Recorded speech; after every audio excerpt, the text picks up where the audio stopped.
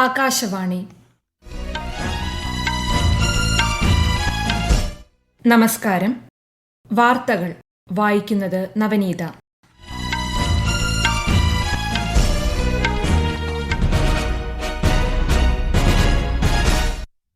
പ്രധാന വാർത്തകൾ. ജനസേവനത്തിൽ നീതിയും വിനയവും പുലർത്തണമെന്ന് രാഷ്ട്രപതി ദ്രൗപദി മുർമു. ഇന്ത്യൻ ഇൻഫർമേഷൻ സർവീസിലെയും ഇന്ത്യൻ സ്റ്റാറ്റിസ്റ്റിക്കൽ സർവീസിലെയും ഉദ്യോഗസ്ഥരുമായി രാഷ്ട്രപതി സംവദിച്ചു. ചോദ്യപേപ്പർ ചോർച്ച തടയുന്നതിന് നാഷണൽ ടെസ്റ്റിംഗ് ഏജൻസിയെ ശക്തവും സുസ്ഥിരവുമായ സ്ഥാപനമാക്കി നവീകരിക്കാൻ കേന്ദ്ര സർക്കാരിന് സുപ്രീംകോടതി നിർദ്ദേശം. 13,041 കോടി രൂപയുടെ റെയിൽവേ ദേശീയപാതാ പദ്ധതികൾക്ക് കേന്ദ്രമന്ത്രിസഭയുടെ അംഗീകാരം. ഗ്രാമങ്ങളിലേക്കുള്ള ഗതാഗത സൌകര്യം മെച്ചപ്പെടുത്തുമെന്ന് കേന്ദ്രമന്ത്രി അശ്വിനി വൈഷ്ണവ്. കേന്ദ്ര ആഭ്യന്തരമന്ത്രി അമിത്ഷായുടെ അധ്യക്ഷതയിൽ ദക്ഷിണേന്ത്യൻ സംസ്ഥാനങ്ങളുടെ സോണൽ കൌൺസിൽ യോഗം നാളെ മഹാബലിപുരത്ത്. ശക്തമായ തിരമാലയ്ക്കും കടലാക്രമണത്തിനും സാധ്യതയുള്ളതിനാൽ കേരളം, ലക്ഷദ്വീപ്, തെക്കൻ തമിഴ്നാട് തീരങ്ങളിൽ ഇന്നും നാളെയും ജാഗ്രതാ നിർദ്ദേശം. ഇന്ത്യ ശ്രീലങ്ക ടെസ്റ്റ് ക്രിക്കറ്റ് പരമ്പരയിലെ ആദ്യ മത്സരത്തിൽ ഇന്ത്യയ്ക്ക് 165 റൺസ് ജയം. വാർത്തകൾ വിശദമായി.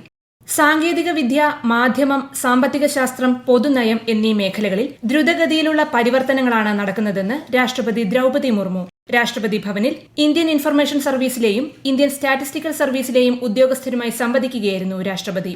ജനസേവനത്തിൽ നീതിയും വിനയവും പുലർത്തേണ്ടത് ഉദ്യോഗസ്ഥരുടെ ഉത്തരവാദിത്തമാണെന്നും രാഷ്ട്രപതി ഓർമ്മപ്പെടുത്തി. ചോദ്യപേപ്പർ ചോർച്ച തടയുന്നതിനായി നാഷണൽ ടെസ്റ്റിംഗ് ഏജൻസിയെ കൂടുതൽ ശക്തവും സുസ്ഥിരവുമായ സ്ഥാപനമാക്കി മാറ്റണമെന്ന് സുപ്രീംകോടതി. ഇതിനായി എന്തൊക്കെ നടപടികൾ സ്വീകരിക്കുമെന്ന് വിശദീകരിച്ചുകൊണ്ട് സത്യവാങ്മൂലം സമർപ്പിക്കാൻ വിദ്യാഭ്യാസ മന്ത്രാലയ സെക്രട്ടറിയോട് കോടതി നിർദ്ദേശിച്ചു.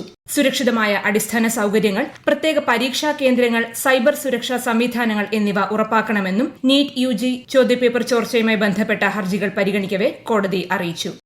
4 റെയിൽവേ പദ്ധതികളും ഒരു ദേശീയപാതാ പദ്ധതിയും ഉൾപ്പെടെ 13,041 കോടി രൂപയുടെ പദ്ധതികൾക്ക് കേന്ദ്ര മന്ത്രിസഭയുടെ അംഗീകാരം. പശ്ചിമബംഗാൾ, ഒഡീഷ, തമിഴ്നാട്, ആന്ധ്രാപ്രദേശ് എന്നീ സംസ്ഥാനങ്ങളിലായി 8 ജില്ലകളെ ഉൾക്കൊള്ളുന്ന 4 റെയിൽവേ മൾട്ടി ട്രാക്കിംഗ് പദ്ധതികൾ ഇതിൽ ഉൾപ്പെടുന്നു. ഇതുവഴി ഇന്ത്യൻ റെയിൽവേയുടെ പ്രവർത്തനക്ഷമത വർദ്ധിക്കുമെന്നും 6,448 ഗ്രാമങ്ങളിലേക്കുള്ള യാത്രാ സൌകര്യങ്ങൾ മെച്ചപ്പെടുമെന്നും കേന്ദ്രമന്ത്രി അശ്വിനി വൈഷ്ണവ് ന്യൂഡൽഹിയിൽ മാധ്യമങ്ങളോട് പറഞ്ഞു.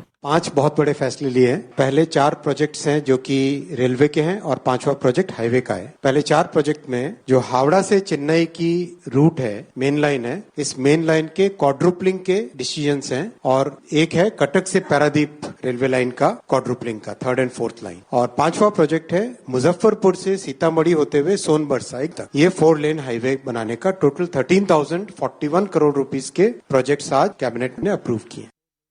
ബീഹാറിലെ NH-22ന്റെ ഭാഗമായ മുസാഫർപൂർ സീതാമഹർഷി സോൺബാർസ പാതയെ 4 വരിയായി ഉയർത്തുന്നതിനും കേന്ദ്ര മന്ത്രിസഭ അംഗീകാരം നൽകി. 82.57 കിലോമീറ്റർ ദൈർഘ്യമുള്ള പാത പൂർത്തിയാകുന്നതോടെ പ്രാദേശിക ഗതാഗത സൌകര്യം ശക്തിപ്പെടുമെന്നാണ് വിലയിരുത്തൽ.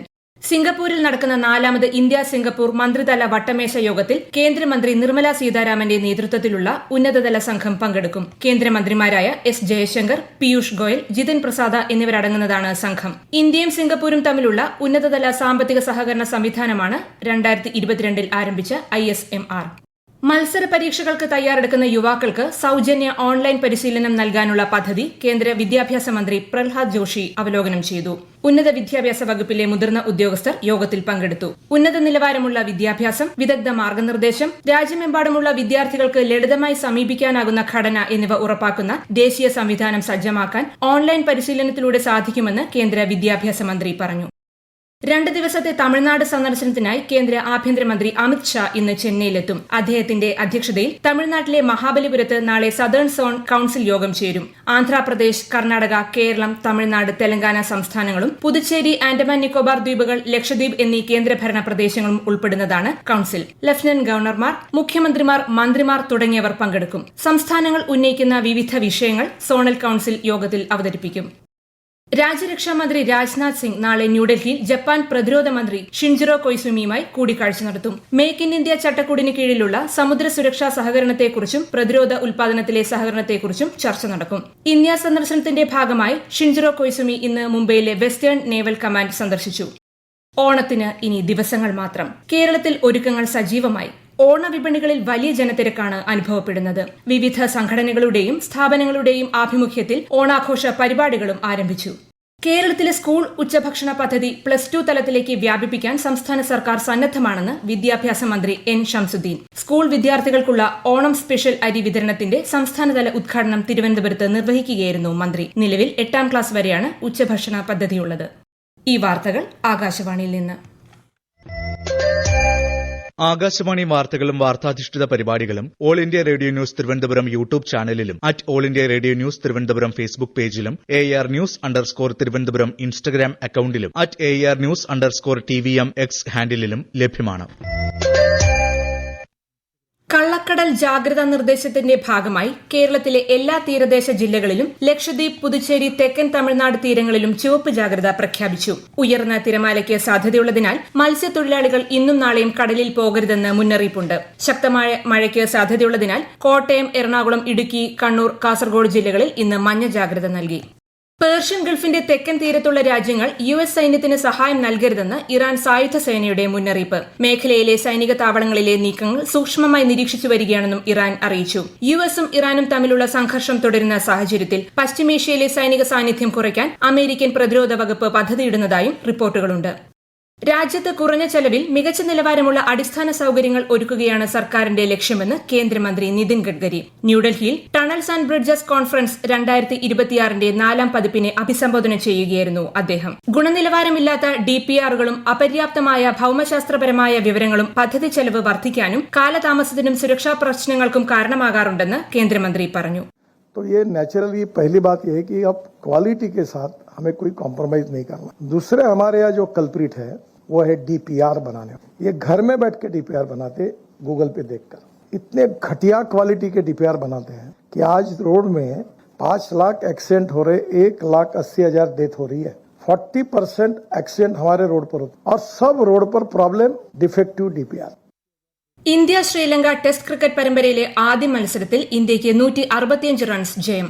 372 റൺസ് വിജയലക്ഷ്യവുമായി 5ാം ദിനം ബാറ്റിംഗ് പുനരാരംഭിച്ച ശ്രീലങ്ക 206 റൺസിന് പുറത്താവുകയായിരുന്നു. ഇന്ത്യയ്ക്കായി മാനവ് സുധർ 6 വിക്കറ്റ് നേടി. ആദ്യ ഇന്നിംഗ്സിൽ സെഞ്ചുറി നേടിയ ദേവദത്ത് പടിക്കലാണ് കളിയിലെ താരം. കേരള ക്രിക്കറ്റ് ലീഗിന്റെ 3ാം സീസണ് നാളെ തിരുവനന്തപുരത്ത് തുടക്കമാകും. 17 ദിവസത്തെ ടൂർണമെന്റിന്റെ ഫൈനൽ സെപ്റ്റംബർ 5-നാണ്. ഹോം ഗ്രൌണ്ടിൽ മത്സരത്തിന് ഇറങ്ങുമ്പോൾ പ്രാദേശിക പിന്തുണ പ്രതീക്ഷിക്കുന്നതായി ട്രിവാൻഡ്രം റോയൽസ് ക്യാപ്റ്റൻ കൃഷ്ണപ്രസാദ് ആകാശവാണി വാർത്തകളോട് പറഞ്ഞു. നമ്മൾ പ്ലേയേഴ്സ് എല്ലാവരും റിയലി എക്സൈറ്റഡ് ആണ്. സോ എല്ലാവരും വന്ന് കാണാം. നമ്മൾ മാക്സിമം സപ്പോർട്ട് ഈ വർഷം പ്രതീക്ഷിക്കുന്നു. മാക്സിമം വ്യൂവർഷിപ്പ് അല്ലെങ്കിൽ കേരളത്തിൻ്റെ എല്ലാ ഭാഗത്തുനിന്നും ആൾക്കാരെ നമ്മൾ പ്രതീക്ഷിക്കുന്നു. തിരുവനന്തപുരത്ത് നമ്മൾ ഹോം ടീമിനെ റെപ്രസെൻ്റ് ആയിട്ട് ഇറങ്ങുന്നത്.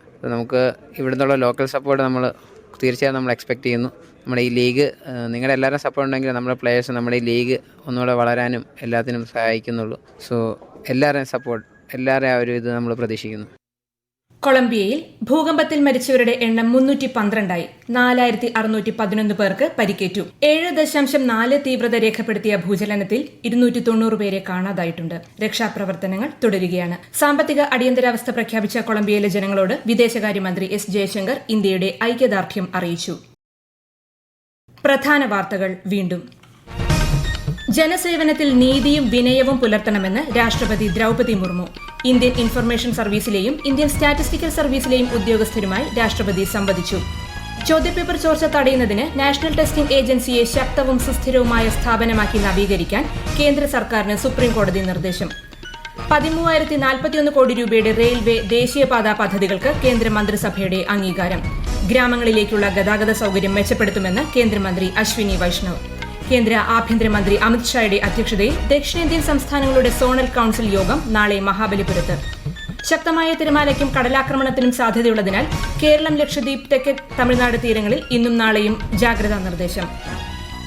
ഇന്ത്യ ശ്രീലങ്ക ടെസ്റ്റ് ക്രിക്കറ്റ് പരമ്പരയിലെ ആദ്യ മത്സരത്തിൽ ഇന്ത്യയ്ക്ക് 165 റൺസ് ജയം. വാർത്തകൾ കഴിഞ്ഞു. അടുത്ത വാർത്താ പ്രക്ഷേപണം 8:35-ന്.